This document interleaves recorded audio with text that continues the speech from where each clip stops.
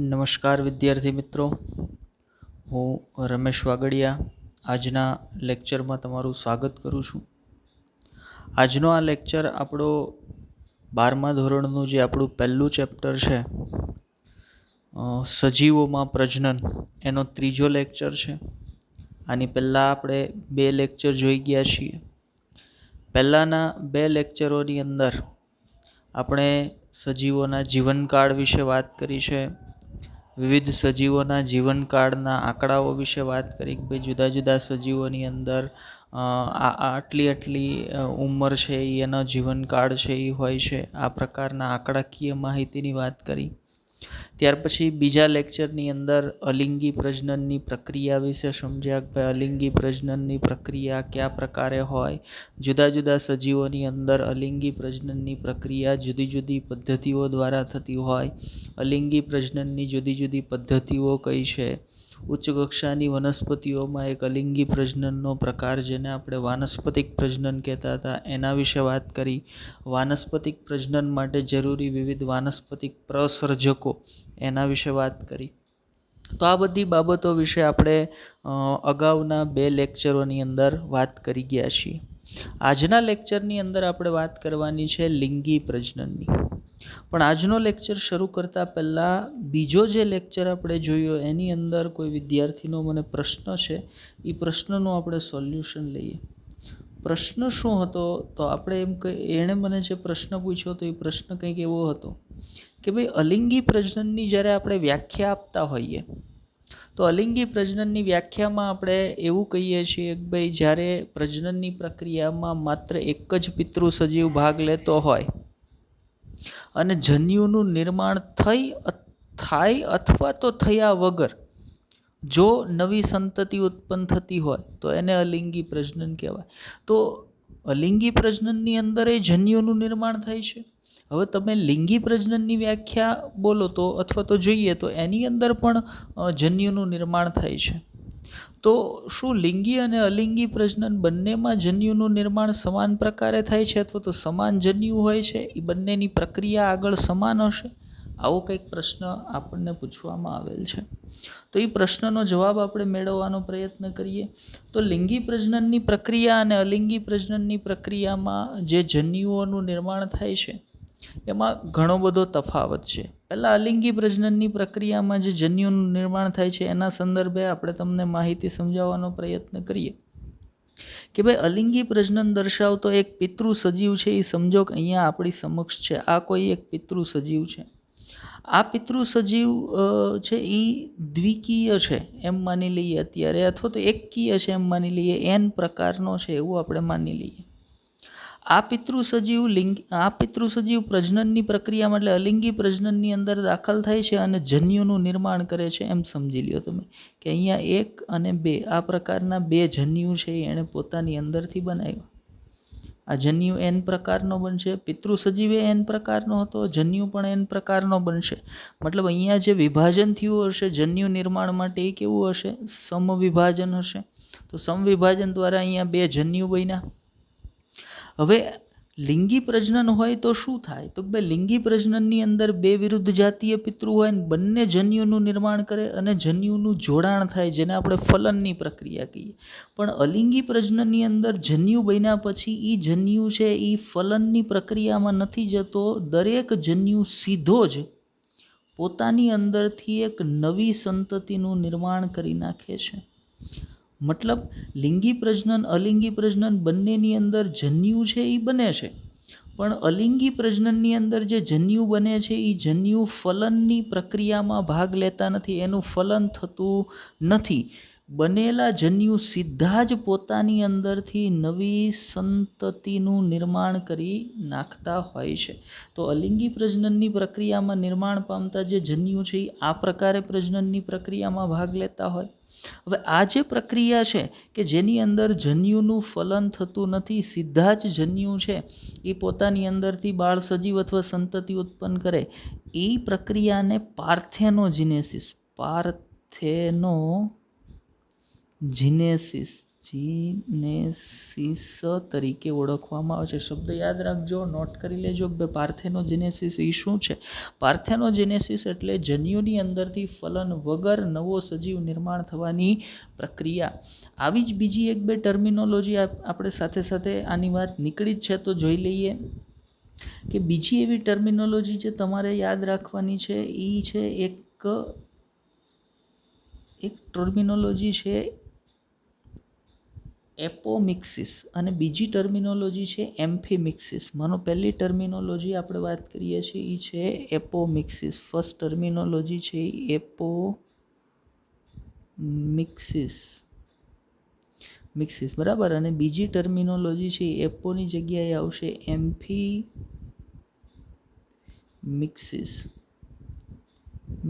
આ બે ટર્મિનોલોજી મારે યાદ રાખવાની છે. હવે આ બંનેનો અર્થ સમજી લઈએ. એપોમિક્સિસનો અર્થ શું છે, એમ્ફીમિક્સિસનો અર્થ શું છે. એપોમિક્સિસ એટલે અલિંગી પ્રજનન, અલિંગી, અને એમ્ફીમિક્સિસ એટલે લિંગી પ્રજનન બરાબર. સીધો બેયનો અર્થ એવો નથી. એપોમિક્સિસ એટલે અલિંગી પ્રજનન, સીધો અર્થ એનો એવો નથી. એમ્ફીમિક્સિસ એટલે લિંગી પ્રજનન, સીધો એનો અર્થ એવો નથી. પણ આ બંને બાબત લિંગી અને અલિંગી પ્રજનનને મળતી આવે છે. કઈ રીતે મળતી આવે છે તો એપોમિક્સિસની અંદર આપણે હમણાં વાત કરીએ એમ જન્યુ બનશે અને એ જન્યુનું ફલન થયા વગર જ એની અંદરથી નવી સંતતિ બની જાય તો એને એપોમિક્સિસ તરીકે ઓળખવામાં આવે. અને જન્યુ બને એ જન્યુનું ફલન થાય, એ ફલનમાંથી યુગ્મનજ બને અને એ યુગ્મનજમાંથી નવી સંતતિ બને તો એને એમ્ફીમિક્સિસ તરીકે ઓળખવામાં આવે છે. તો આ બંને ટર્મિનોલોજી નોટ કરી લેજો, યાદ રાખજો. એપોમિક્સિસ શું છે, એમ્ફીમિક્સિસ શું છે. એપોમિક્સિસના વધારે પેટા પ્રકારો પણ છે પણ એની વાત આપણે આગળ ભણશું ત્યારે વાત કરીશું. અત્યારે માત્ર એપોમિક્સિસ શું છે અને એમ્ફીમિક્સિસ શું છે એને મારે યાદ રાખવાની છે. ઓકે, તો મતલબ આપણો જે પ્રશ્ન હતો એ હવે હું એવું માનું છું કે ભાઈ એનું સોલ્યુશન થઈ ગયું હશે કે ભાઈ અલિંગી પ્રજનન દરમિયાન નિર્માણ પામતા જન્યુ છે એ અને લિંગી પ્રજનન દરમિયાન નિર્માણ પામતા જન્યુ આગળ પ્રોસિજરમાં કઈ રીતે એકબીજાથી અલગ પડતા હોય છે. તો હવે એનો જવાબ આપણને મળી ગયો હશે. હવે આજનો લેક્ચર જે છે એ આપણે એને શરૂ કરીએ. હવે આપણે મૂળ વાત પર પાછા આવીએ. તો મેં પહેલાં કીધું એમ આજના લેક્ચરમાં આપણે શેની વાત કરવાની છે તો આજના લેક્ચરમાં આપણે પ્રજનનની બીજી જે પદ્ધતિ છે એના વિશે વાત કરવાની છે. પહેલી પદ્ધતિ આપણે ગઈકાલના લેક્ચરની અંદર જોઈ ગયા છીએ, મતલબ બીજો જે ભાગ હતો આ ચેપ્ટરનો એની અંદર જોઈ ગયા છીએ, બીજો વિડીયોની અંદર જોઈ ગયા છીએ. ત્રીજા વિડીયોની અંદર આપણે વાત કરવાની છે પ્રજનનની બીજી જે પદ્ધતિ છે, બીજો જે પ્રકાર છે જેને આપણે લિંગી પ્રજનન તરીકે ઓળખાવીએ છીએ. હવે લિંગી પ્રજનનની વ્યાખ્યા અગાઉ પણ આપણે વાત કરેલી છે અને ફરી એક વખત પાછા લિંગી પ્રજનનની વ્યાખ્યા વિશે વાત કરીએ. અહીંયા સામે મેં લખી પણ દીધી છે લિંગી પ્રજનનની વ્યાખ્યા તમને. તો લિંગી પ્રજનન એટલે જ્યારે પ્રજનનની પ્રક્રિયામાં બે વિરુદ્ધ જાતીય પિતૃઓ ભાગ લેતા હોય. અહીંયા આપણે લખી દીધું છે બે વિરુદ્ધ જાતીય પિતૃ. વિરુદ્ધ જાતીય પિતૃ તરીકે એક કોણ હશે તો એક નર જાતીય હશે અને એક માદા જાતીય પિતૃ હોય ત્યારે એને વિરુદ્ધ જાતીય પિતૃ તરીકે ઓળખવામાં આવે છે. બરાબર કે ભાઈ બે વિરુદ્ધ જાતીય પિતૃ છે એ ભાગ લેતા હોય. બીજી બાબત કે એ બંને પિતૃઓ છે એ જન્યુનું નિર્માણ કરતા હોય. પહેલી બાબત શું હતી, પ્રજનનની પ્રક્રિયામાં બે વિરુદ્ધ જાતીય પિતૃ તરીકે નર જાતીય અને માદા જાતીય પિતૃ ભાગ લેતા હોય. બીજી બાબત બંને પિતૃઓ છે એ જન્યુનું નિર્માણ છે એ કરતા હોય, મતલબ જન્યુ છે એ અહીંયા બનતા હોય, જન્યુનું નિર્માણ થતું હોય. ત્રીજી બાબત શું છે, આ જન્યુનું જોડાણ થતું હોય જે ઘટનાને ફલનની પ્રક્રિયા તરીકે ઓળખવામાં આવે. તો ત્રીજી બાબત ફલનની પ્રક્રિયા થતી હોય. ફલનની પ્રક્રિયાના પરિણામે એક દ્વિકીય કોષ બને જેને યુગ્મનજ તરીકે ઓળખવામાં આવે અને એ યુગ્મનજની અંદરથી નવો બાળ સજીવ અથવા નવી સંતતિ ઉત્પન્ન થતી હોય ત્યારની પ્રજનનની અથવા તો એવી પ્રજનનની પ્રક્રિયાને લિંગી પ્રજનન તરીકે ઓળખવામાં આવે છે. બરાબર કે લિંગી પ્રજનન એટલે જ્યારે કોઈ પણ પ્રજનનની પ્રક્રિયામાં બે વિરુદ્ધ જાતીય પિતૃ ભાગ લેતા હોય, બંને પિતૃ જન્યુઓનું નિર્માણ કરતા હોય, એ જન્યુઓનું જોડાણ થાય જેને ફલનની પ્રક્રિયા કહે છે. ફલનના પરિણામ સ્વરૂપે યુગ્મનજ બને. આ યુગ્મનજની અંદરથી નવો બાળ સજીવ ઉત્પન્ન થતો હોય ત્યારે એ પ્રજનનની પ્રક્રિયાને લિંગી પ્રજનન તરીકે ઓળખવામાં આવે છે. લિંગી પ્રજનનની પ્રક્રિયાને સમજવા માટે આપણે અહીંયા પીડીએફની અંદર એક ચાર્ટ મૂક્યો છે. એ ચાર્ટ તમારી સામે છે. એની અંદર લિંગી પ્રજનનની પ્રક્રિયાને આપણે સમજવાનો પ્રયત્ન કરીએ તો તમારી સામે ચાર્ટમાં અહીંયા જુઓ, એક માદા જાતીય સજીવની આકૃતિ દોરેલ છે. અહીંયા આ નર જાતીય સજીવની આકૃતિ દોરેલ છે. મતલબ બે વિરુદ્ધ જાતીય પિતૃ છે એ અહીંયા પ્રજનનની પ્રક્રિયામાં ભાગ લે છે. બંને પિતૃએ જન્યુ બનાવ્યા. પિતૃ શરીરનું જનીનિક બંધારણ હશે 2n, આ પિતૃનું જનીનિક બંધારણ હશે 2n. પણ એણે જ્યારે જન્યુ બનાવ્યા પોતાની અંદરથી ત્યારે એ જન્યુનું જનીનિક બંધારણ શું હશે? n પ્રકારનું. તો મતલબ પિતૃદેહમાંથી જન્યુ બનવા માટે જે કોષ વિભાજન થયું હશે એ કયા પ્રકારનું હશે? અર્ધીકરણ પ્રકારનું હશે. કારણ તો પિતૃની અંદર જે રંગસૂત્રની સંખ્યા હતી એના કરતાં જન્યુની અંદર રંગસૂત્રની સંખ્યા કેવી થઈ ગઈ છે? અડધી થઈ ગઈ છે. મનુષ્યની વાત કરીએ તો માનવની અંદર 23 જોડ રંગસૂત્ર છે. નર સજીવની અંદર એ 23 જોડ રંગસૂત્ર છે. પણ માદા સજીવમાંથી બનેલ જન્યુ, જેને આપણે અંડકોષ તરીકે ઓળખીએ, એની અંદર રંગસૂત્રની સંખ્યા 23 જ છે. નર પિતૃની અંદરથી બનેલ નર પ્રજનન કોષ શુક્રકોષ, એની અંદર એ રંગસૂત્રની સંખ્યા 23 જ છે. જો અહીંયા લખ્યું છે 23 ક્રોમોઝોમ, તો બંને જન્યુની અંદર 23 ક્રોમોઝોમ જ છે. એટલે બંને કેવા થઈ ગયા છે? એકકીય થઈ ગયા છે. જન્યુ હંમેશા એકકીય જ હોય, યાદ રાખજો. પહેલું શું થયું? બે વિરુદ્ધ જાતીય પિતૃએ ભાગ લીધા. બીજું, બંને પિતૃએ પોતાના જન્યુ નિર્માણ કર્યા.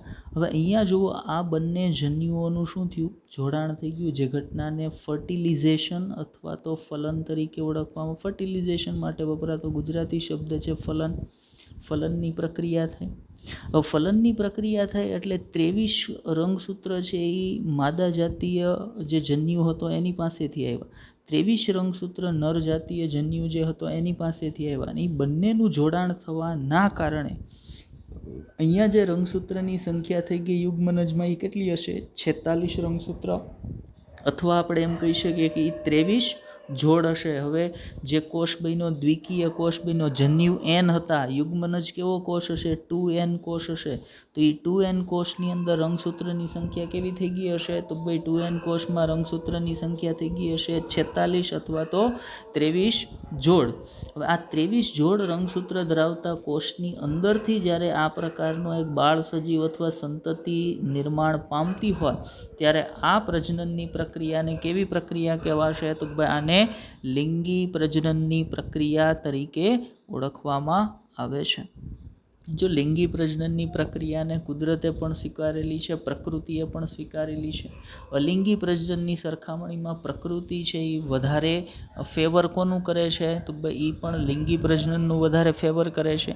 એટલા માટે જો ઉચ્ચ કક્ષાના જેટલા સજીવો છે એ તમામ સજીવો છે એ કયા પ્રકારની પ્રજનનની પ્રક્રિયા દર્શાવે છે? તો ભાઈ બધા લિંગી પ્રજનન પ્રકારની પ્રજનનની પદ્ધતિ અથવા પ્રક્રિયા દર્શાવે છે. શું કામ? તો ભાઈ પ્રકૃતિ ઈચ્છે છે કે જે ઉચ્ચ કક્ષાના સારા લક્ષણો ધરાવતા સજીવો છે એ લિંગી પ્રજનન દ્વારા હજી એના કરતાં સારા લક્ષણો ધરાવતા સજીવો ડેવલપ કરે. કારણ લિંગી પ્રજનનની પ્રક્રિયાની ખાસિયત શું છે? તો લિંગી પ્રજનનની પ્રક્રિયાની ખાસિયત છે જન્યુઓનું જોડાણ, ફલનની પ્રક્રિયા. બીજી એની ખાસિયત છે જન્યુઓનું નિર્માણ.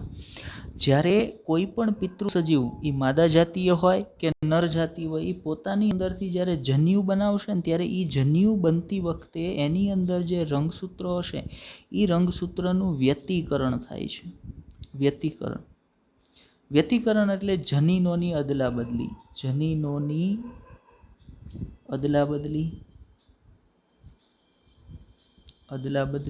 એ જનીનોની અદલા બદલી જન્યુના નિર્માણ વખતે થાય. એટલે જન્યુ છે એકબીજાથી, જન્યુનું જનીનિક બંધારણ પિતૃના જનીનિક બંધારણથી બદલી જતું હોય. એટલે એ બે જન્યુના જોડાણથી એક નવો સજીવ જે બનશે એનું જનીનિક બંધારણ એના મૂળ પિતૃ કરતાં કેવું થતું હોય? તો બદલી જતું હોય છે. એટલે ઉત્તરોત્તર પેઢી દર પેઢી લિંગી પ્રજનનની પ્રક્રિયાના પરિણામ સ્વરૂપે સારા લક્ષણો ધરાવતા સજીવો છે એ ડેવલપ થતા જતા હોય છે. બરાબર. આ વ્યતિકરણની પ્રક્રિયા એ બધી બાબતો જ્યારે 11મા ધોરણની અંદર કોષ વિભાજનનું જે પ્રકરણ હતું એની અંદર આપણે ભણી ગયા હશું. છતાં ન સમજાય તો ત્યાં એક વખત જોઈ લેજો, અને છતાં ન સમજાય તો મને કોમેન્ટ કરજો. તો કોમેન્ટની અંદર હું જોઈ અને ફરી એક વખત તમને પાછી પ્રોસિજર છે એને ડિટેલમાં સમજાવીશ. ચલો આગળ વધીએ આપણે કે ભાઈ લિંગી પ્રજનનની વ્યાખ્યા મેં સમજી લીધી. હવે લિંગી પ્રજનનની બીજી ખાસિયતો વિશે વાત કરીએ.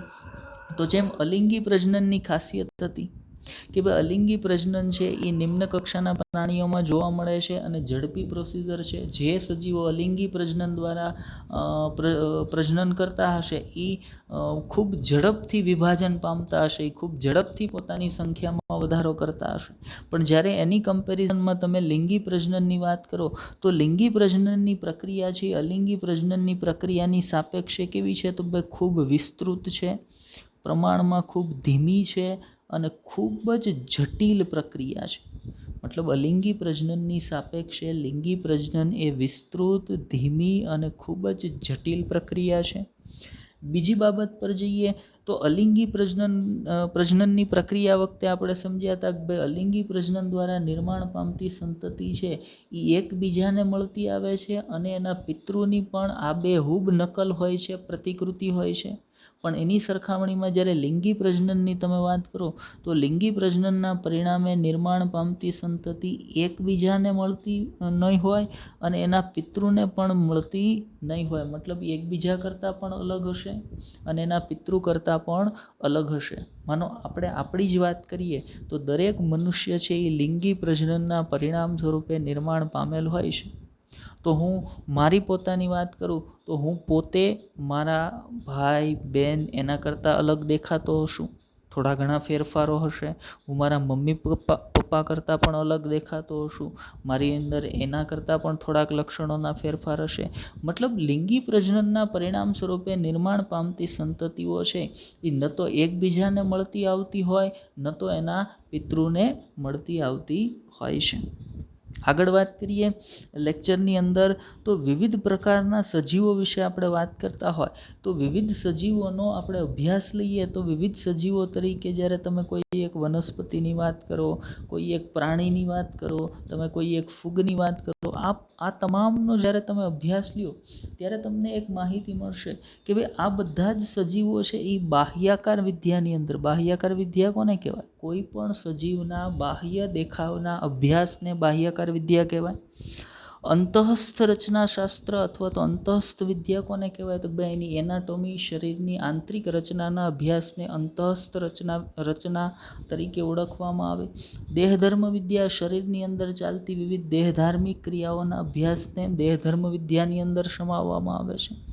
તો આ બધી બાબતોની અંદર આ તમામ સજીવોમાં તમને કંઈક જુદાપણું છે એ જોવા મળતું હોય. જેમ કે માનવ પ્રાણીઓની અંદર દેહધર્મ વિદ્યા, અંતઃસ્થ રચના અને બાહ્યાકાર રચના છે એ જુદી હોય સરખામણીમાં વનસ્પતિ કરતાં, સરખામણીમાં ફૂગ કરતાં. મતલબ આ બધાની અંદર આ તમામ બાબતો સંદર્ભ જુદાપણું છે એ મને જોવા મળતું હોય છે. પરંતુ આ બધાની અંદર એક સામ્યતા હશે. આ બધા જે ઉચ્ચ કક્ષાના સજીવો છે એ ઉચ્ચ કક્ષાના સજીવોની અંદર લક્ષણોની એક સામ્યતા છે કે ભાઈ આ બધાની અંદર લિંગી પ્રજનનની જે પદ્ધતિ છે એ સમાન હશે. કે ભાઈ લિંગી પ્રજનનની અંદર જે પદ્ધતિની વાત કરીએ તો બધાની અંદર લિંગી પ્રજનનમાં બે જ પિતૃ ભાગ લેતા હશે. એ ફૂગ હોય તોય ભલે, એ વનસ્પતિ હોય તોય ભલે, એ પ્રાણી હોય તોય ભલે. જો એ લિંગી પ્રજનન કરે છે તો એની અંદર ફરજિયાતપણે બે વિરુદ્ધ જાતીય પિતૃએ ભાગ લેવું પડે. જો આની અંદર એ અપવાદ હશે, બરાબર, આની અંદર પણ અપવાદ છે એ હોય. લાઈક તમને એવો પ્રશ્ન સીધો થાય કે ભાઈ તમે જો અળસિયાની વાત કરો તો અળસિયાની અંદર પ્રજનનની પ્રક્રિયામાં ક્યાં બે પિતૃ સજીવ ભાગ લે છે? એક જ અળસિયું પોતે નર પ્રજનન કોષ તરીકે શુક્રકોષે ઉત્પન્ન કરી શકે છે અને એ જ અળસિયું માતૃ પ્રજનન કોષ તરીકે અંડકોષ પણ ઉત્પન્ન કરી શકે છે. ઘણી બધી એવી દ્વિલિંગી વનસ્પતિઓ પણ છે કે જેના પુષ્પની અંદર પુકેસર ચક્ર છે એ પરાગરજ્ય ઉત્પન્ન કરી શકે છે. એના સ્ત્રી કેસર ચક્રની અંદર અંડક પણ છે, માતૃપ્રજનન કોષ પણ છે. પણ આ પ્રકારના અપવાદને બાદ કરીએ તો ઓવરઓલ તમે જ્યારે લિંગી પ્રજનનની વ્યાખ્યા આપો છો ત્યારે એક વસ્તુ ફરજિયાત છે કે એ બધાની અંદર બે વિરુદ્ધ જાતીય પિતૃ તરીકે નર જાતીય અને માદા જાતીય પિતૃએ ભાગ લેવો પડે. જન્યુનું નિર્માણ થવું પડે, જન્યુનું જોડાણ ફલન થવું પડે, યુગ્મનજ નિર્માણ થવું પડે અને પછી એની અંદરથી નવી સંતતિનું નિર્માણ થતું હોય તો આ પ્રોસિજર લિંગી પ્રજનનની છે એ વનસ્પતિની અંદર, પ્રાણીની અંદર, ફૂગની અંદર, બધાની અંદર કોમન હશે, સામાન્ય હશે. આની અંદર બધામાં સામ્યતા છે એ જોવા મળતી હોય છે. બરાબર. આગળના મુદ્દા પર જઈએ ત્યાર પછી આપણે શું વાત કરવાની છે, તો આ બધા જ સજીવો લિંગી પ્રજનન કરે તે પહેલાં આ બધા જ સજીવોએ પોતાના જીવનમાં વૃદ્ધિ અને પરિપક્વતાના એક નિશ્ચિત તબક્કે પહોંચવું પડે. એને સમજવાનો પ્રયત્ન કરીએ તો કોઈ પણ સજીવ જન્મ લે, ઉદાહરણ તરીકે એ એક વનસ્પતિ છે કે એ એક પ્રાણી છે, અત્યારે એ નથી વિચારતા. બરાબર. તો એમ વિચારો કોઈ એક સજીવનો જન્મ થાય એટલે એ સજીવ તાત્કાલિક પ્રજનન કરીને પોતાના જેવી નવી સંતતિ સીધો ઉત્પન્ન કરવા મળશે? તો ભાઈ નહીં. હવે એક્ઝામ્પલ પર જઈએ. ઉદાહરણ તરીકે તમે કોઈ એક વનસ્પતિનું બીજનું વાવેતર કર્યું તો એ વનસ્પતિક બીજનું અંકુરણ થયું, એની અંદરથી નાનો છોડ ઉગ્યો. એ છોડ સીધો પ્રજનન નહીં કરવા મળે. પહેલાં એ છોડ વધશે, એની વૃદ્ધિ થશે, વૃદ્ધિ પામી અને પોતાની વૃદ્ધિ અને પરિપક્વતાની એક નિશ્ચિત અવસ્થાએ પહોંચશે. ત્યારબાદ એ પ્રજનન કરી શકશે. એવી જ રીતે પ્રાણીઓની અંદર વાત કરીએ તો કોઈ એક બાળ પ્રાણીનું નિર્માણ થયું તો નિર્માણ પામીને સીધું એ બાળ પ્રાણી પ્રજનન કરીને નવી સંતતિ નહીં ઉત્પન્ન કરવા મળે. પહેલાં એ બાળ પ્રાણી વૃદ્ધિ પામશે, વૃદ્ધિ પામી અને પોતાની ઉંમરની કોઈ એક નિશ્ચિત અવસ્થાએ પરિપક્વતાએ પહોંચશે. પરિપક્વતાએ પહોંચ્યા બાદ એ હવે પ્રજનન દ્વારા નવી સંતતિ છે એ ઉત્પન્ન કરી શકતું હોય છે. મતલબ વનસ્પતિ હોય કે પ્રાણી, એણે પ્રજનન કરવા માટે પોતાની ઉંમરના કોઈ એક નિશ્ચિત તબક્કે પહોંચવું પડતું હોય, પરિપક્વતાના એક નિશ્ચિત તબક્કે પહોંચવું પડતું હોય છે. પ્રાણીઓની અંદર તમે આવા તબક્કાની વાત કરો તો પ્રાણીઓની અંદર ઉંમરના આ પરિપક્વતાના આ નિશ્ચિત તબક્કાને જુવેનાલ ફેઝ તરીકે, જુવેનાલ તબક્કા તરીકે ઓળખવામાં આવે છે.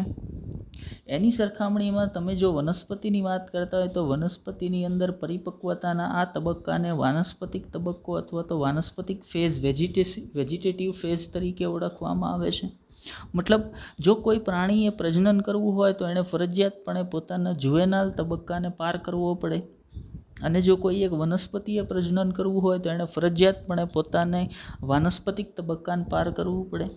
વાનસ્પતિક તબક્કો અને જુવેનાલ તબક્કાને પાર કર્યા બાદ જ એ સજીવ છે એ લિંગી પ્રજનન કરી શકતું હોય.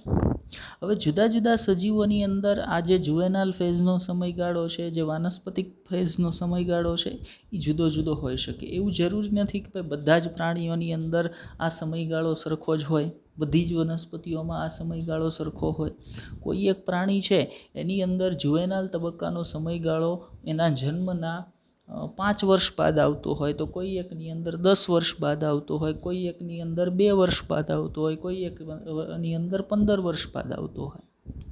તો એ વેરી હોઈ શકે, જુદો જુદો એક સજીવથી બીજા સજીવની અંદર હોઈ શકે. સેમ એઝ વનસ્પતિઓની અંદર કે વનસ્પતિના અંકુરણ બાદ છોડ નિર્માણ પામી ગયા બાદ 1 વર્ષ બાદ એ પ્રજનનક્ષમ બને, 2 વર્ષ બાદ એ બની શકે, 3 વર્ષ બાદ એ બની શકે, 5 વર્ષ બાદ એ બની શકે. મતલબ આ સમયગાળો, વાનસ્પતિક તબક્કાનો સમયગાળો છે એ જુદો જુદો હશે. આગળ વાત કરીએ લેક્ચરની અંદર તો આ તબક્કાની શરૂઆત છે એ સજીવની અંદર, એ પ્રાણી હશે કે વનસ્પતિ હશે, એની અંદર નિશ્ચિત લક્ષણોનો ફેરફાર છે એ દર્શાવશે. નહીંતર તો આપણને ખબર કેમ પડે? બરાબર. એ પ્રાણી કે વનસ્પતિ કોઈ પણની અંદર, માનો કોઈ પ્રાણીની અંદર જુવેનાલ તબક્કાની શરૂઆત થઈ ગઈ છે અથવા તો એ પ્રાણી જુવેનાલ તબક્કે પહોંચી ગયું છે, જુવેનાલ તબક્કો એણે પૂર્ણ કરી નાખ્યો છે, એ ખબર કેમ પડે? એવી જ રીતે વનસ્પતિ વાનસ્પતિક તબક્કે પહોંચી ગઈ છે, એ તબક્કો એણે પૂર્ણ કરી નાખ્યો છે, એ આપણને ખબર કેમ પડે? તો એની અંદર બાહ્યાકાર વિદ્યાના ફેરફારો છે એ ઓટોમેટિકલી શરૂ થઈ જતા હોય. કોઈ પણ વનસ્પતિ કે કોઈ પણ પ્રાણી જ્યારે વાનસ્પતિક તબક્કે કે જુવેનાલ તબક્કે પહોંચે, એ તબક્કાને પાર કરે એટલે એની અંદર બાહ્યાકાર વિદ્યાના અથવા તો શરીરના બાહ્ય દેખાવની અંદર એવા ફેરફારો છે એ શરૂ થઈ જતા હોય. એ ફેરફારના કારણે આપણને ખબર પડી જાય ઓકે આ પ્રાણી કે આ વનસ્પતિ છે એ હવે પોતાનો વાનસ્પતિક તબક્કો કે જુવેનાલ તબક્કો પાર કરી અને પરિપક્વતાએ પહોંચી ગઈ છે. માનો પર્ટિક્યુલરલી આપણે માત્ર વનસ્પતિની જ વાત કરીએ તો વનસ્પતિની અંદર આ તબક્કાની શરૂઆત અથવા તો એ તબક્કાની હાજરી છે એની સાબિતી શું? તો ઉચ્ચ કક્ષાની વનસ્પતિઓની અંદર વાનસ્પતિક તબક્કાની હાજરી અથવા તો વાનસ્પતિક તબક્કાની સાબિતી છે પુષ્પ સર્જનની પ્રક્રિયા. જ્યારે કોઈ પણ વનસ્પતિ, કોઈ પણ ઉચ્ચ કક્ષાની વનસ્પતિ એટલે સપુષ્પી વનસ્પતિ, કોઈ પણ સપુષ્પી વનસ્પતિ પુષ્પ ધારણ કરે એનો સીધો અર્થ એવો છે કે હવે એ વનસ્પતિએ પોતાના વાનસ્પતિક તબક્કાને પાર કરી લીધો છે અને પોતે પોતાના પ્રાજનનિક તબક્કાએ પહોંચી ગઈ છે. પ્રાજનનિક તબક્કો એટલે શું? તો પ્રાણીની ઉંમરનો એવો તબક્કો કે જ્યાં પહોંચ્યા બાદ હવે પોતે પ્રજનન કરી શકે છે, એ તબક્કાને પ્રાજનનિક તબક્કો કહેવાય. પ્રાણીઓની અંદર પ્રાજનનિક તબક્કો જુવેનાલ તબક્કા બાદ આવે. વનસ્પતિઓની અંદર પ્રાજનનિક તબક્કો છે એ વાનસ્પતિક તબક્કા બાદ આવતો હોય.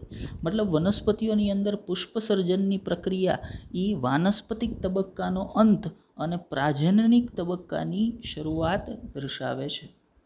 જ્યારે કોઈ પણ સપુષ્પી વનસ્પતિ પુષ્પ ધારણ કરે મતલબ હવે આપણે એવું માની શકીએ એ વનસ્પતિ લિંગી પ્રજનન કરવા સક્ષમ બની ગયેલી છે. અથવા તો પુષ્પ સર્જનની પ્રક્રિયા એ વનસ્પતિની અંદર વાનસ્પતિક તબક્કાનો અંત અને પ્રાજનનિક તબક્કાની શરૂઆત દર્શાવે છે. આગળ વાત કરીએ લેક્ચરની અંદર તો જુદી જુદી વનસ્પતિની અંદર પુષ્પ સર્જનનો સમયગાળો છે એ જુદો જુદો હોય અને આ બાબતે કોના પર આધાર રાખે છે? એ વનસ્પતિનો જે વાનસ્પતિક તબક્કો છે એની ઉંમર શું છે એના પર ડિપેન્ડ છે. ઘણી વનસ્પતિ 1 વર્ષે પોતાનો વાનસ્પતિક તબક્કો પૂર્ણ કરી અને પ્રાજનનિક તબક્કે પહોંચતી હોય તો એની અંદર 1 વર્ષે પુષ્પ આવવા મળે. ઘણી વનસ્પતિ છે 5 વર્ષે પૂર્ણ કરતી હોય તો એની અંદર 5 વર્ષે પુષ્પ આવે. ઘણી વનસ્પતિ 10 વર્ષે પૂર્ણ કરતી હોય તો એની અંદર 10 વર્ષે પુષ્પ આવતા હોય. મતલબ પુષ્પ સર્જનનો સમયગાળો છે એ એક વનસ્પતિથી બીજી વનસ્પતિમાં જુદો જુદો હોઈ શકે છે. આગળ વાત કરીએ તો ઘણી વનસ્પતિમાં પોતાના જીવનકાળ દરમિયાન માત્ર એક જ વખત પુષ્પ ઉગતા હોય. બરાબર, પુષ્પ સર્જનની વાત ચાલે છે તો પુષ્પ સર્જન બાબતે વનસ્પતિઓની અંદર અમુક જે ખાસિયતો છે એ ખાસિયતોને લઈ લઈએ કે ભાઈ આપણી આસપાસ જે ઉચ્ચ કક્ષાની વનસ્પતિ તરીકે સપુષ્પી વનસ્પતિઓ જોવા મળે છે એની અંદર ઘણી વનસ્પતિઓ એવી છે કે જે વનસ્પતિઓ પોતાના સંપૂર્ણ જીવનકાળ દરમિયાન માત્ર ને માત્ર એક જ વખત પુષ્પ ધારણ કરે છે. એ પુષ્પ ધારણ કરી લીધા બાદ એ પુષ્પનું ફળમાં રૂપાંતરણ થઈ ગયા બાદ હવે એ વનસ્પતિ છે એ પોતાનું જીવન ચક્ર ત્યાં પૂર્ણ કરી નાખશે, પોતે મૃત્યુ પામશે. અને બીજી અમુક વનસ્પતિઓ એવી પણ હશે કે જે પોતાના સંપૂર્ણ જીવનકાળ દરમિયાન એક કરતાં વધારે વખત પુષ્પ ધારણ કરતા હોય છે. મતલબ પુષ્પ ધારણની અંદર વનસ્પતિઓની અંદર આવું જુદાપણું છે અથવા તો આવી વિવિધતા છે એ જોવા મળતી હોય કે ઘણી વનસ્પતિઓ સંપૂર્ણ જીવનકાળ દરમિયાન માત્ર એક જ વખત પુષ્પ ધારણ કરે. ઘણી વનસ્પતિઓ છે એ પોતાના જીવનકાળ દરમિયાન એક કરતાં વધારે વખત પુષ્પ ધારણ કરે. એક કરતાં વધારે વખત પુષ્પ ધારણ કરતી વનસ્પતિઓ આપણી સામે ઘણી બધી હોય. બરાબર, આપણે એક્ઝામ્પલ તરીકે વાત કરીએ તો જાસૂદ છે, ગુલાબ છે, ત્યાર પછી કરેણ છે. આ બધી એવી વનસ્પતિઓ છે કે જે પોતાના જીવનકાળ દરમિયાન એક કરતાં વધારે વખત પુષ્પ ધારણ કરતી હોય છે. આપણે ખાસ ધ્યાન કોના પર આપવાનું છે તો ભાઈ જે કંઈક વિશેષ છે એવી વનસ્પતિ કે જે પોતાના જીવનકાળ દરમિયાન માત્ર એક જ વખત પુષ્પ ધારણ કરે છે. તો એનું એક્ઝામ્પલ લઈને આગળ લેક્ચરની અંદર એની વાત આપણે કરવાની છે ત્યારે પાછા એના પર આવીએ. પણ પહેલાં એ વાત લઈ લઈએ કે એવી વનસ્પતિ કે જે પોતાના જીવનકાળ દરમિયાન એક કરતાં વધારે વખત પુષ્પ સર્જન કરે છે, એક કરતાં વધારે વખત પુષ્પ ધારણ કરે છે, એવી વનસ્પતિની અંદર આંતર પુષ્પ સર્જન કાળને તમે વાનસ્પતિક તબક્કા તરીકે ગણતરીમાં લેશો કે એની પુખ્તતા તરીકે ગણતરીમાં લેશો? આ પ્રશ્ન છે. એનો જવાબ લેવાનો પ્રયત્ન કરીએ તો સમજો કે આપણને પૂછ્યું છે શું? તો સમજો અહીંયા કોઈ એક વનસ્પતિ છે, આ વનસ્પતિએ પુષ્પ ધારણ કર્યું. આ વનસ્પતિએ પુષ્પ ધારણ કર્યું મતલબ પુષ્પ ધારણ કર્યું એટલે ફિક્સ છે કે આ વનસ્પતિ પોતાનો વાનસ્પતિક તબક્કો પાર કરી અને પ્રાજનનિક તબક્કાએ પહોંચી ગઈ છે તો જ આ વનસ્પતિ છે એ પુષ્પ ધારણ કરે. હવે આ વનસ્પતિએ પુષ્પ ધારણ કર્યું, ત્યારબાદ આ પુષ્પનું ફળમાં રૂપાંતરણ થઈ ગયું અને પુષ્પ ખરી ગયું. પુષ્પ ખરી ગયા બાદ ઘણા સમય સુધી આ વનસ્પતિએ પાછું પુષ્પ ધારણ કર્યું નથી. બરાબર, વનસ્પતિ એઝ યુઝ્યુઅલ જેમ છે એમ જ છે. પણ અમુક સમય બાદ, એટલે અમુક સમયગાળાની, આપણે હમણાં સમયગાળાનો આંકડો ઉદાહરણ તરીકે લઈએ, અમુક સમયગાળા બાદ આ વનસ્પતિએ ફરી એક વખત પાછું પુષ્પ છે એ ધારણ કર્યું. વનસ્પતિએ ફરી એક વખત પુષ્પ ધારણ કર્યા. તો આ જે બે ક્રમિક પુષ્પ સર્જનની પ્રક્રિયા છે, આ પહેલી પુષ્પ સર્જનની પ્રક્રિયા, આ બીજી પુષ્પ સર્જનની પ્રક્રિયા, એની વચ્ચેનો આ જે સમયગાળો છે, આ સમયગાળાને આંતર પુષ્પ સર્જન કાળ તરીકે ઓળખવામાં આવે. બે ક્રમિક પુષ્પ સર્જન વચ્ચેનો સમયગાળો, એને આંતર પુષ્પ સર્જન કાળ તરીકે ઓળખવામાં આવે. હવે આ આંતર પુષ્પ સર્જન કાળને આપણે એનો વનસ્પતિક તબક્કો ગણશું કે પુખ્તતા ગણશું? તો આપણે જેમ આગળ વાત કરીએ એમ કે કોઈ પણ વનસ્પતિએ પ્રજનન કરવા માટે પોતાની ઉંમરના એક નિશ્ચિત તબક્કે પહોંચવું પડે. પણ ઉંમરના નિશ્ચિત તબક્કે વનસ્પતિએ એક જ વખત પહોંચવાનું હોય. દરેક વખતે પ્રજનન કરતાં પહેલાં એણે પોતે પરિપક્વતાના આ તબક્કે નથી પહોંચવાનું. પણ એક વખત પોતે જ્યારે પોતાના ઉંમરના આ તબક્કે પહોંચી જાય પછી પોતે સતત પ્રજનન છે એ કરી શકતી હોય. મતલબ બે પુષ્પ સર્જન વચ્ચેનો જે આંતર પુષ્પ સર્જન કાળ છે એને તમે વનસ્પતિક તબક્કો તરીકે નહીં ગણતરીમાં લઈએ.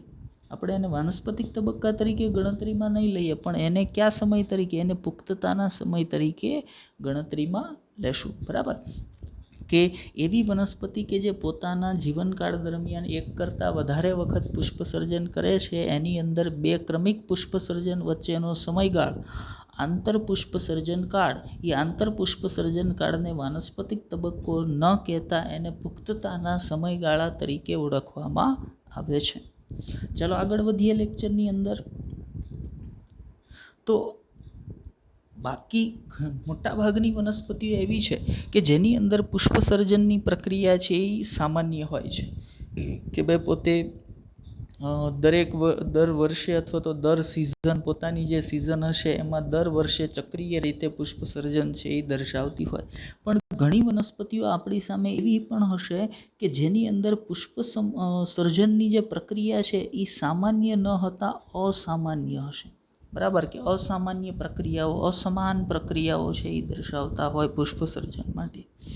એવી વનસ્પતિનું એક એક્ઝામ્પલ આપણી સામે અહીંયા છે પીડીએફની અંદર, વાંસ. વાંસ એવી વનસ્પતિ છે કે જે પુષ્પ સર્જનની અંદર બાકી સામાન્ય વનસ્પતિઓ કરતાં કંઈક અસમાનતા દર્શાવે છે. હવે વાંસની અંદર આ અસમાનતા શું છે એની વાત કરીએ તો વાંસ એવી વનસ્પતિ છે કે જે પોતાના સંપૂર્ણ જીવનકાળ દરમિયાન માત્ર ને માત્ર એક જ વખત પુષ્પ ધારણ કરે છે. વાંસ એવી વનસ્પતિ છે કે જે પોતાના સંપૂર્ણ જીવનકાળ દરમિયાન માત્ર ને માત્ર એક જ વખત પુષ્પ ધારણ કરે છે. એક વખત પુષ્પ ધારણ કરી લીધા બાદ તો એ પુષ્પનું ફળમાં રૂપાંતરણ થઈ જશે અને ત્યારબાદ આ વાંસ છે એ મૃત્યુ પામતા હોય, પોતાનું જીવન ચક્ર છે એ પૂર્ણ કરતા હોય. અને વાંસની અંદર પુષ્પ સર્જનની પ્રક્રિયા કેટલા વર્ષે થતી હોય તો લગભગ વાંસની અંદર પુષ્પ સર્જનની પ્રક્રિયા 50થી 100 વર્ષે થતી હોય. હવે આ આંકડો એટલો બધો મોટી રેન્જનો શું કામ છે, 50થી 100 વર્ષ? તો વાંસની ઘણી બધી જુદી જુદી જાતિઓ છે એ જોવા મળે છે કે જેની અંદર અહીંયા 50થી લઈને 100 વર્ષ સુધીની રેન્જમાં જુદા જુદા વર્ષે પુષ્પ સર્જનનો સમયગાળો છે એ આવતો હોય છે. એટલે આપણે એક આંકડો પર્ટિક્યુલર ન મૂકવાને સ્થાન પર આપણે એક રેન્જ મૂકી છે કે ભાઈ વાંસની અંદર જીવનકાળ દરમિયાન માત્ર ને માત્ર એક જ વખત પુષ્પ સર્જન થાય છે અને આ પુષ્પ સર્જન લગભગ 50થી 100 વર્ષે થતું હોય છે. એક વખત પુષ્પ સર્જન કર્યા, પુષ્પ ધારણ કર્યા બાદ એ પુષ્પનું ફળમાં રૂપાંતરણ થઈ જશે અને ત્યારબાદ વાંસનું મૃત્યુ છે એ થઈ જતું હોય. અહીંયા તમારી સામે પીડીએફની અંદર આપણે વાંસની આકૃતિઓ રાખી છે. અહીંયા દર્શાવેલ જે વાંસ છે એ વાંસની પ્રજાતિ ગોલ્ડન બાંબુ છે. બરાબર, સોનેરી વાંસ તરીકે જેને ઓળખવામાં આવે છે એ ગોલ્ડન બાંબુ છે. ખાસિયત એની શું છે, આપણે ઉપર વાત કરી કે પોતે માત્ર એક જ વખત પુષ્પ ધારણ કરતા હોય. હા, વાંસના પુષ્પ ધારણ સાથે સંકળાયેલી એક મસ્ત સ્ટોરી છે. બરાબર, લેક્ચર લાંબો ન થઈ જાય તેમ છતાંય ચાલો વચ્ચે એક સ્ટોરી લઈ લઈએ છે, કહી દઉં તમને કે મિઝોરમ વિશે આપણે સાંભળ્યું કે ભારતના નકશામાં એક રાજ્ય છે મિઝોરમ.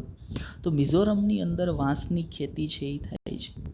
તો મિઝોરમની અંદર દર 50 વર્ષના સમયગાળે એક વખત દુષ્કાળ પડતો હોય, અને આ દુષ્કાળને અને વાંસની અંદર પુષ્પ સર્જનની પ્રક્રિયાને ખૂબ જ સામ્યતા છે. એ બંનેને ખૂબ લાગતું વળગતું છે કે જ્યારે વાંસની અંદર પુષ્પ સર્જન થાય ત્યારે ત્યાં દુષ્કાળ છે એ પડે. આવું શું કામ થતું હશે? તો ત્યાં ખૂબ મોટી સંખ્યામાં વાંસનું વાવેતર છે એ થાય.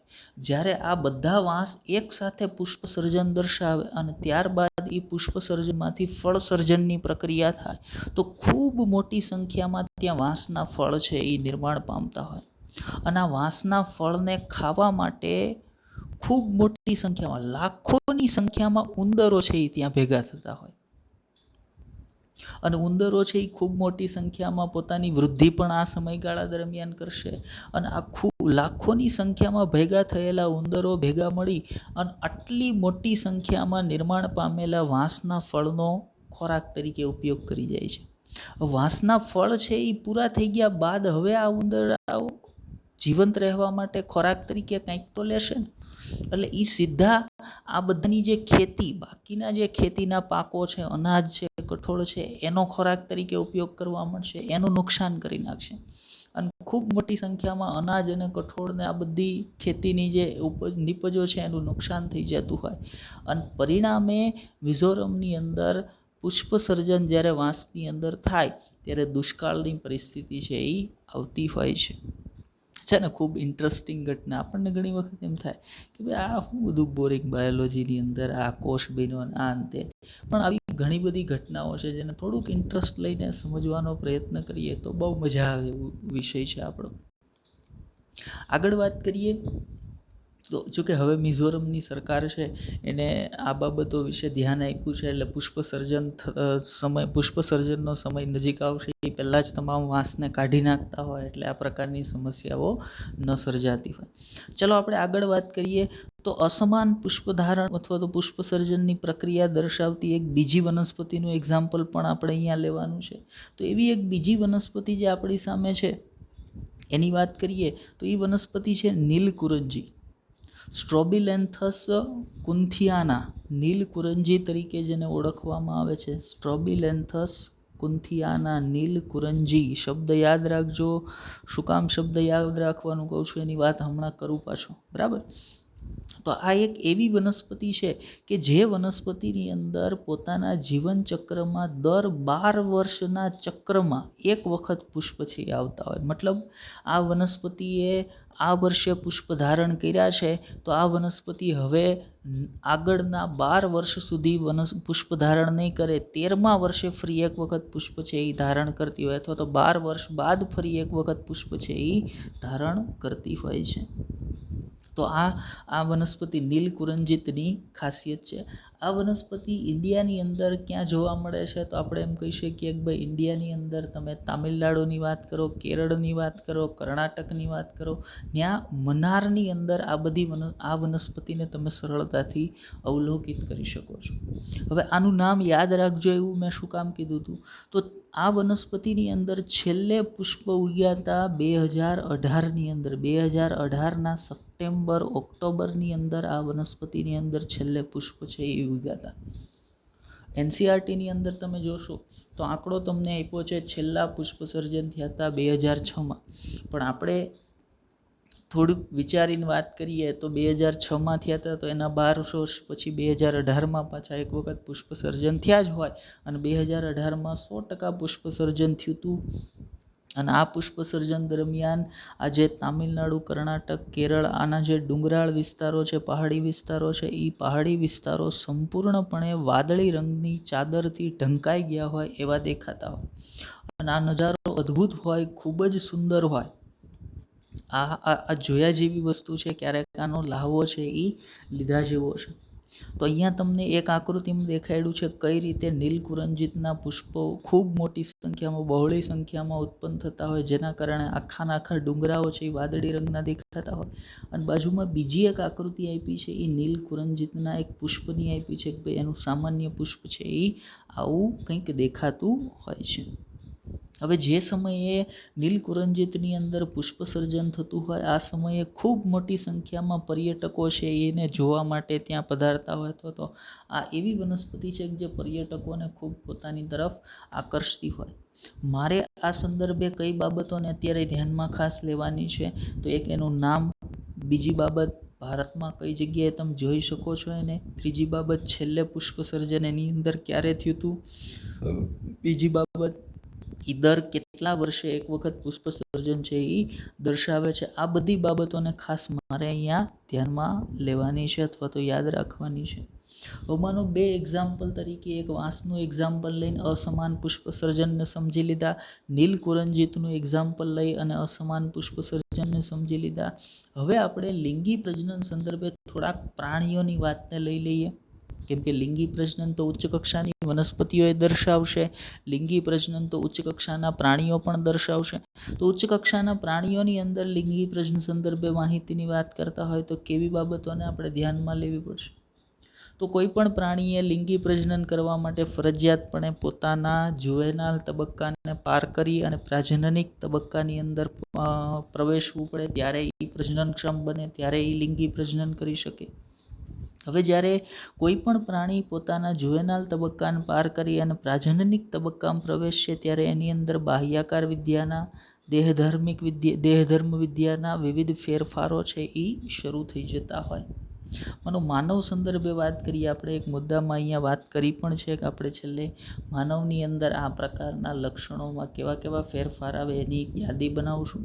તો એના સંદર્ભે અત્યારે જ હું તમને વાત કરી દઉં તો માનવની અંદર આવા બાહ્યાકાર વિદ્યાના, દેહધર્મ વિદ્યાના ફેરફાર જ્યારે કોઈ માનવ છે એ પોતાના જુવેનાલ તબક્કાને પાર કરી અને પ્રાજનનિક તબક્કામાં પ્રવેશે ત્યારે ફેરફાર થશે. કેવા કેવા ફેરફાર થશે? તો નરજાતીય સજીવની વાત કરીએ તો એના ચહેરા પર દાઢી મૂછના વાળ ઉગવા, પ્યુબિક હેર ઉગવા, પ્રજનન અંગોની આસપાસ વાળ ઉગવા, પ્રજનન અંગોના કદમાં વધારો થવો. જો માતૃજાતીય સજીવની વાત કરીએ તો એની અંદર સ્તન ગ્રંથિનો વિકાસ થવો. બીજું કમ્પેરિઝનની વાત કરીએ તો નરજાતીય સજીવની અંદર માદા જાતીય સજીવની કમ્પેરિઝનમાં સ્ટ્રેન્થ વધવી, શરીરમાં તાકાતનો વધારો થવો. જો એક ઉંમર સુધી છોકરી અને છોકરા બંનેની તમે સ્ટ્રેન્થને જુઓ ને તો સમાન હોય, પણ એક ઉંમર બાદ સ્ટ્રેન્થની અંદર, ક્ષમતાની અંદર ફેરફાર થવા માંડે. એક ભાઈ પુરુષની અંદર નરજાતીય લક્ષણો ડેવલપ થવાના કારણે એની ક્ષમતા છે એ વધતી જાય છે અને માતૃજાતીય સજીવની ક્ષમતાઓ છે એ પ્રમાણમાં એના કરતાં થોડીક ઓછી રહી જતી હોય.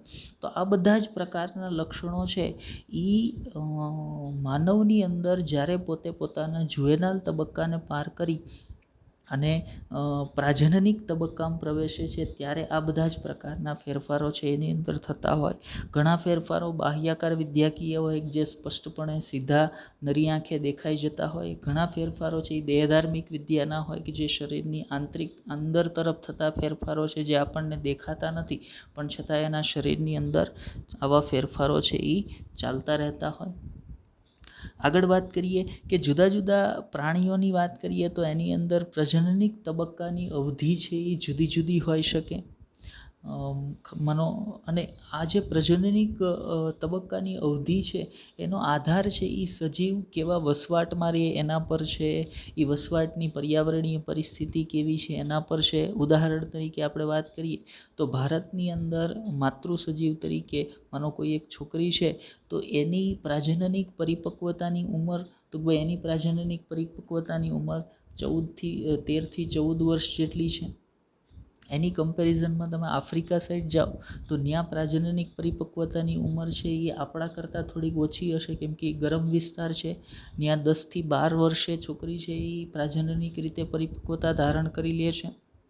એના કરતાં યુરોપિયન કન્ટ્રીની અંદર જાઓ તો આપણા કરતાં થોડોક આંકડો વધારે હશે, એની અંદર 14 થી 16 વર્ષે છોકરી છે એ પ્રાજનનિક પરિપક્વતા ધારણ કરે છે. મતલબ પ્રાજનનિક પરિપક્વતાનો અથવા તો પ્રાજનનિક તબક્કાની અવધિ, સમયગાળો છે એ જુદા જુદા સજીવોની અંદર જુદો જુદો હોઈ શકે. ચલો આગળ વાત કરીએ આપણે લેક્ચરની અંદર. તો પ્રાણીઓમાં આપણે એક પર્ટિક્યુલર એક્ઝામ્પલ લઈ લઈએ. એક બે પ્રાણીઓની અંદર એક એક્ઝામ્પલ તરીકે પક્ષીનું આપણે એક એક્ઝામ્પલ લઈ લઈએ. તો પક્ષીના એક્ઝામ્પલ સાથે આપણે એવી વાત કરતા હોય કે ભાઈ શું કોઈ એક પક્ષી છે એ આખું વર્ષભર ઈંડા મૂકે છે? જો ઈંડું મૂકવું એ પ્રજનનની પ્રક્રિયાનો એક ભાગ જ છે. કેમ કે પક્ષીનું ઈંડું એટલે ખરેખર શું છે?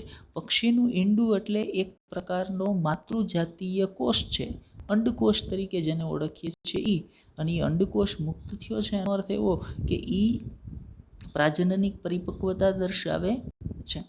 તો આપણે કયા સંદર્ભમાં અહીંયા પક્ષીની વાત લઈએ છીએ?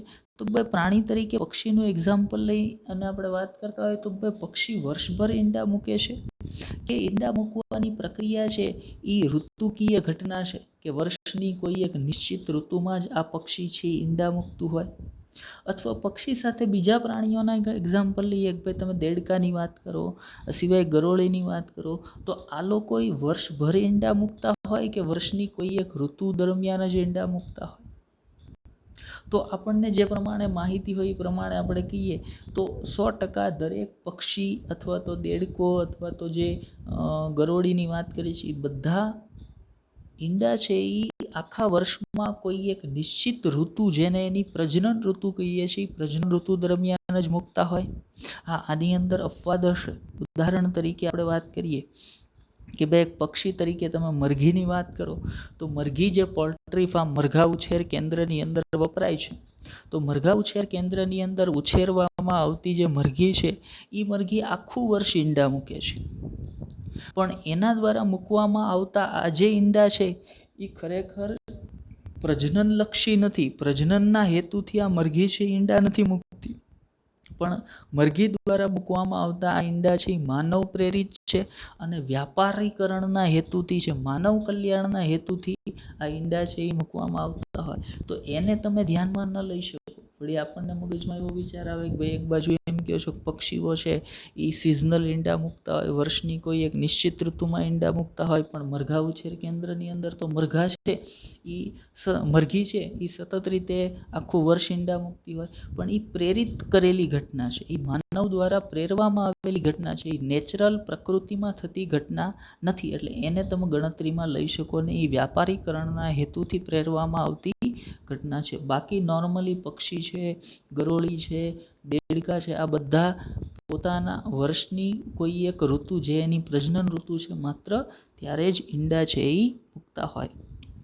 આગળ વાત કરીએ લેક્ચરની અંદર, તો હવે આપણે વાત કરવાની છે સસ્તન પ્રાણીઓ સંદર્ભે. ખાસ કરીને સસ્તન પ્રાણીઓમાં કેવા સસ્તન પ્રાણીઓની વાત કરવાની છે?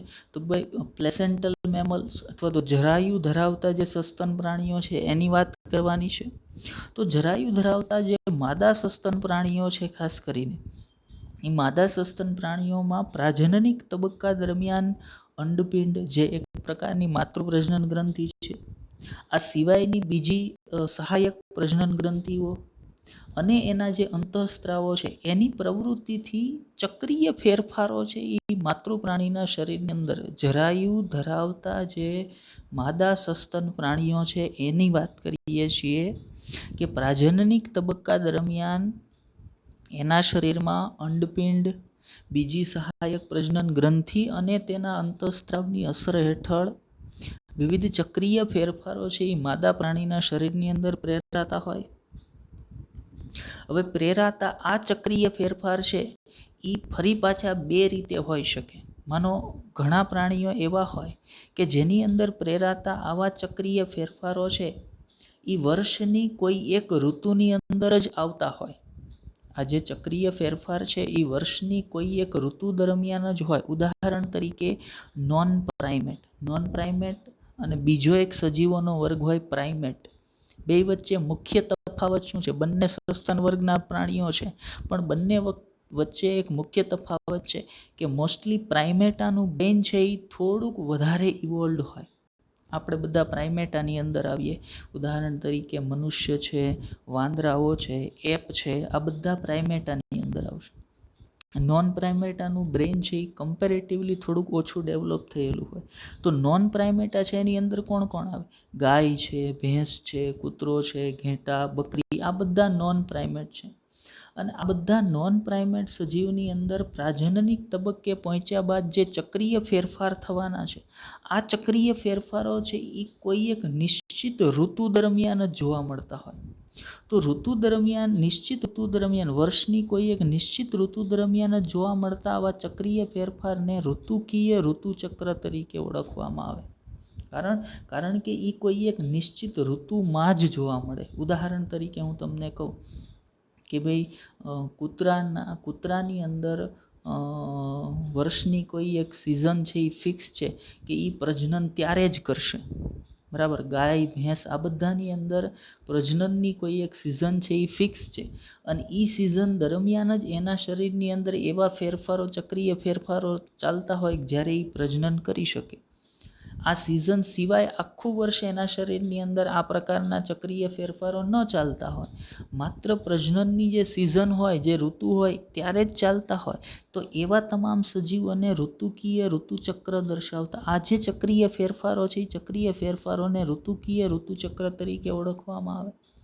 અને બીજા એવા સસ્તન વર્ગના પ્રાણીઓ છે કે જેને પ્રાઇમેટા કહીએ છીએ, જેની અંદર વાંદરાઓ છે, એપ છે, મનુષ્ય છે જેનો સમાવેશ થાય, એની અંદર આ જે ચક્રીય ફેરફારો છે, આ ચક્રીય ફેરફારો દર મહિનાના ચક્રની અંદર સતત રીતે પ્રાજનનિક પરિપક્વતાએ પહોંચ્યા બાદ સતત રીતે જ્યાં સુધી આ સજીવ પ્રાજનનિક પરિપક્વતા ગુમાવશે નહીં, જ્યાં સુધી વૃદ્ધ નહીં થાય ત્યાં સુધી સતત રીતે એક વખત પ્રાજનનિક પરિપક્વતાએ પહોંચ્યા બાદ મહિનાના ચક્રની અંદર આ ચક્રીય ફેરફારો છે એ આવા પ્રાણીઓની અંદર સતત રીતે ચાલતા રહેતા હોય.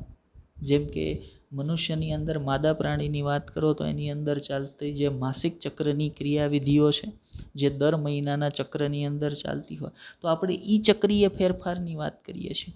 અને ઈ ચક્રીય ફેરફાર દરમિયાન પોતે માસિક ચક્રના કોઈ એક દિવસે 14મા દિવસે એક અંડકોષ છે એ પોતાની અંદરથી મુક્ત કરે છે અને એ અંડકોષ સાથે ફલન થઈ યુગ્મનજ બની અને ત્યારબાદ એમાંથી બાળ સજીવ છે એ અસ્તિત્વમાં આવે છે.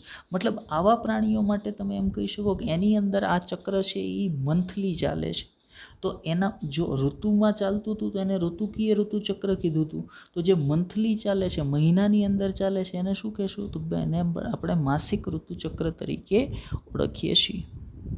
હવે ઘણા બધા સસ્તનોમાં આ જે ચક્રની આપણે વાત કરીએ છીએ, બરાબર, એ ચક્ર ઘણા બધા સસ્તનોમાં આ ચક્ર પ્રાજનનિક તબક્કામાં માત્ર સાનુકૂળ ઋતુમાં જ જોવા મળતું હોય, જેની હમણાં ઉપર હું તમને વાત કરતો હતો તે, બરાબર, કે કૂતરાની અંદર ભાદરવો મહિનો છે, તો ભાદરવા મહિનો છે એ એની પ્રજનન ઋતુ છે, તો એના શરીરની અંદર આવા ઋતુકીય ફેરફારો છે માત્ર ભાદરવા મહિનામાં જ આવતા હોય ને એ પર્ટિક્યુલર સજીવ છે એ મહિનાની અંદર, એ ઋતુની અંદર જ માત્ર પ્રજનન કરી શકતું હોય.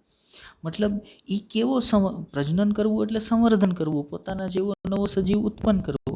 મતલબ જે ઋતુની અંદર કોઈ એક પર્ટિક્યુલર ઋતુમાં જ જે સંવર્ધન કરી શકે છે, પ્રજનન કરી શકે છે, એવા સજીવને આપણે શું કહીએ? તો ભાઈ એવા સજીવને તમે ઋતુકીય સંવર્ધકો તરીકે ઓળખાવો છો. ભાઈ એ કોઈ એક વર્ષની નિશ્ચિત ઋતુમાં જ સંવર્ધન અથવા પ્રજનન કરી શકે છે, એટલે એવા પ્રાણીઓને ઋતુકીય સંવર્ધકો તરીકે ઓળખવામાં આવે.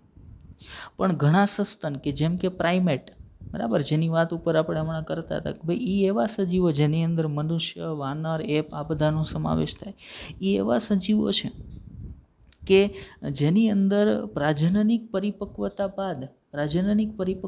ધારણ કરી લીધા બાદ આ જે ચક્રીય ફેરફારો છે એ સતત રીતે ચાલતા રહેતા હોય, બરાબર. સતત રીતે એક મહિનાના ચક્રની અંદર પ્રાજનનિક પરિપક્વતા ધારણ કરી લીધા બાદ સતત રીતે આ ચક્રીય ફેરફારો છે એ સજીવની, માદા સજીવની અંદર ચાલતા હોય, તો એવા કિસ્સામાં એ સજીવોને આપણે સતત સંવર્ધકો તરીકે ઓળખાવીએ છીએ કે ભાઈ આવા સજીવો છે એ પ્રાજનનિક પરિપક્વતાને ધારણ કર્યા બાદ ગમે ત્યારે પ્રજનન કરી શકે છે અને સંતતિ ઉત્પન્ન કરી શકે છે.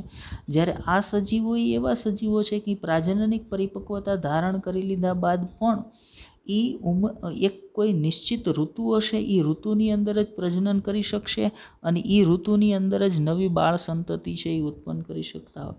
તો જે ઋતુ પર ડિપેન્ડન્ટ છે એને ઋતુકીય સંવર્ધકો કહેવાય, અને જે સતત કોઈ પણ સમયે પ્રજનનિક પરિપક્વતા ધારણ કરી લીધા બાદ પ્રજનન કરી શકે છે, તો એવા સંવર્ધકોને સતત સંવર્ધકો તરીકે ઓળખવામાં આવે છે.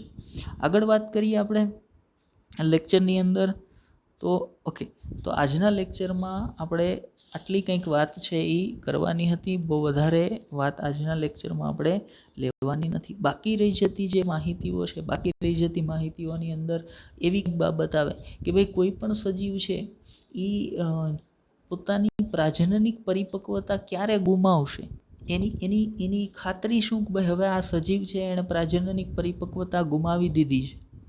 તો આપણે એવું કહી શકીએ કે ભાઈ કોઈ પણ સજીવ જ્યારે પોતાની વૃદ્ધત્વએ પહોંચી જશે ત્યારે આપણે એમ કહી શકીએ કે ભાઈ હવે એ સજીવ છે એણે પોતાની પ્રજનનિક પરિપક્વતા છે એ ગુમાવી દીધી છે, હવે પોતે પ્રજનન કરી શકે એમ નથી. જેમ કે મનુષ્યની અંદર, માદા પ્રાણીની અંદર તમે એમ કહી શકો કે ભાઈ મેનોપોઝ આવી ગયા બાદ હવે એ પ્રજનનિક પરિપક્વતા ગુમાવી ચૂકેલ છે. બરાબર.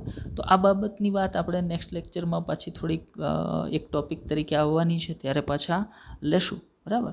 તો આજના લેક્ચરની અંદર આપણે આટલી જ માહિતીની વાત કરવાની હતી. તો ધ્યાનથી સમજજો, સાંભળજો. આજનો જે લેક્ચર તો એના તમામ ટોપિકો આગળ જેટલી પણ લિંગી પ્રજનનની આપણે વાત કરવાના છે એમાં આપણને ઉપયોગમાં આવવાના છે. તો લેક્ચરને ધ્યાનથી જોજો, સમજજો. જેટલી બાબતો કીધી છે એની નોટ બનાવજો, અને કોઈ એવી બાબત હોય કે જે નથી સમજાય એવી તો કોમેન્ટ કરજો, આપણે ફરી એક વખત એને ડિસ્કસ કરીશું. ચાલો, તો બેસ્ટ ઓફ લક. વિડીયો સમજી અને જોજો. બરાબર, ગુડ.